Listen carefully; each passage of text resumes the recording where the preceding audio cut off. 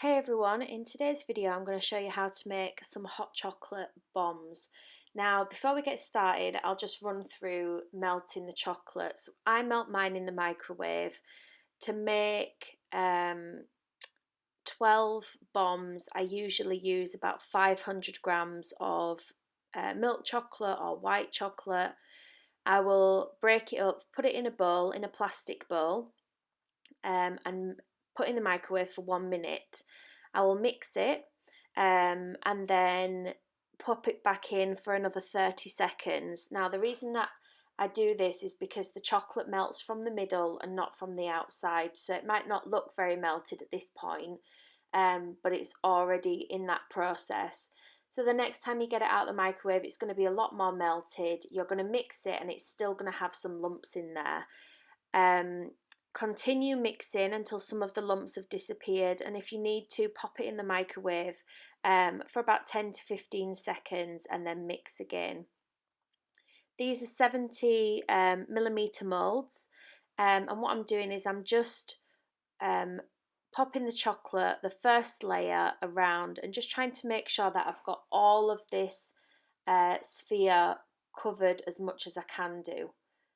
Just using a spoon to just go around the edges, and you can see that the silicone mold is quite shiny. That's because it's been washed and then it's been popped in the oven to dry on a very low heat, about 70 to 100 degrees, for about 5 minutes.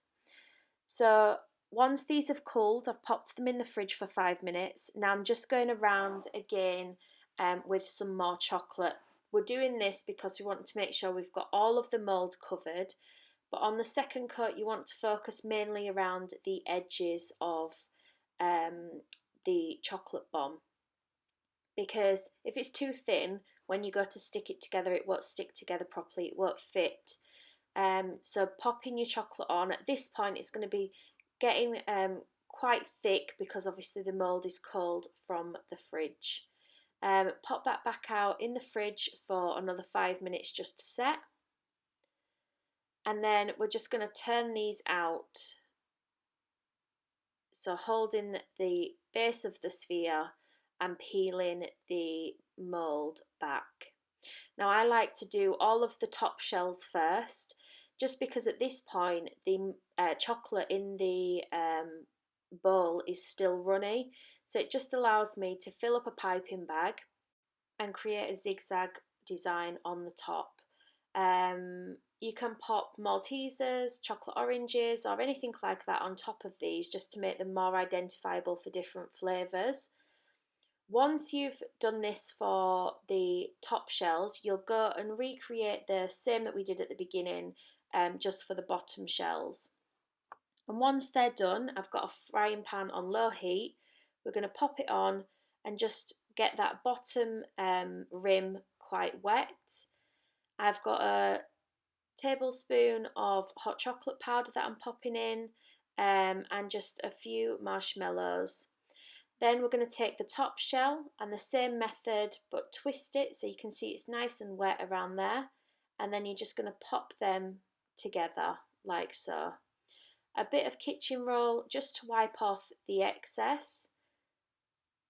Be very careful at this point because the chocolate is still quite warm, and if you press too hard you can move the rim or you can push the chocolate in a little bit, so you're just wanting to wipe off any excess. And then as you can see I've got these lovely rose gold foil cupcake cases, and that's what I put mine in before I put them in a bag. So here's a white chocolate one, so you can see I'm just getting the rim wet. I will put in some white chocolate powder, some marshmallows, and again you can use all different types of flavour hot chocolate powder inside these. And then where I've got the excess from the drizzle, I'm just going to twist it over, and then we're just going to pop this together in exactly the same way. So as you can see, these ones I have put the white chocolate drops on the top.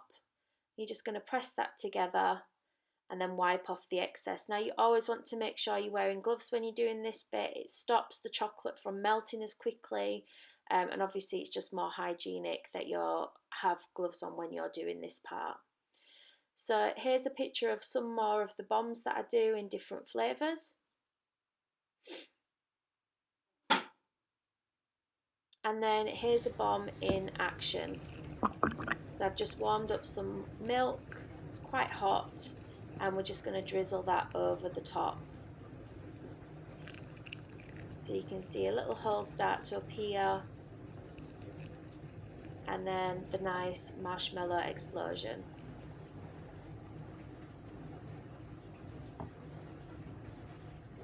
I hope you've enjoyed today's video. If you have, don't forget to subscribe, leave a comment down below, and if you'd like to see more of my videos, please click the links on the screen now. Thanks for watching.